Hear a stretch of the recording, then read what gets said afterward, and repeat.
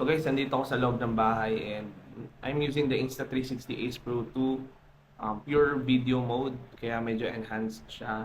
So bakit ba ako nagbi-video ngayon? So gusto ko lang share yung thoughts ko about getting the cheap or siguro sabihin na lang natin na mga unknown brands ng action camera na medyo affordable siya pero hindi naman ganun kagandahan yung quality. So alam niyo naman na previously ginagamit ko yung Supremo Ultra HD pocket camera and also yung H88 Pro which is yung ginamit ko nga doon sa posted na video ko.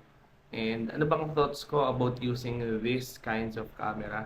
Para sa akin guys, huwag na kayong mag-spend ng money to buy gadgets or cameras or anything na hindi naman maganda yung quality. Lalo na kung gagamitin nyo siya for content creation, for video. Ako naman kasi as a tech reviewer ng mga ganitong products, sinishare ko kung ano yung experience ko para mabigyan ko ng expectations yung mga tao. But sometimes, kahit binigay ko na yung mga insights ko, yung mga pros and cons, na you should not get this kung ganito yung hinahanap mo, you should get this kung okay na sa'yo to. And napapansin ko, nagkakaroon pa rin ako ng sales sa affiliate links ko. So nilalagay ko lang naman yung affiliate links but hindi ko naman pinipilit or pino-force yung mga tao na mag-purchase ng mga products sa atin. Don't buy very cheap cameras kung nag-expect kayo ng magandang quality. So if you're expecting high quality sa mga action cameras, so I would highly suggest na doon na kayong mag-stick sa mga well-known brands such as Insta360, DJI. Medyo wala na akong idea sa mga latest na GoPros. Pero kung isa ka lang na normal consumer or normal user ng action camera, I would highly suggest mag-stick ka na lang sa dalawang brands na yon, Insta360 or DJI. So, ano ba yung masasuggest ko para doon sa mga nagtitipid talaga or very tight talaga yung budget when it comes to buying an action camera? Doon kayo mag-stick sa DJI Action 4. Yun yung masasuggest ko sa inyo. Action 4 or pwedeng kunin nyo yung Action 5 na standard bundle lang, then tsaka nyo na lang bilhin yung mga ibang items as you proceed or kapag nagka-budget na kayo. Kung medyo may budget kayo, kaya nyo mag-invest, pwede naman kayo mag-go for Ace Pro 2 or Ace Pro 1, kahit yung Ace Pro lang. So, hindi naman natin kailangan na latest tech palagi yung bibili natin.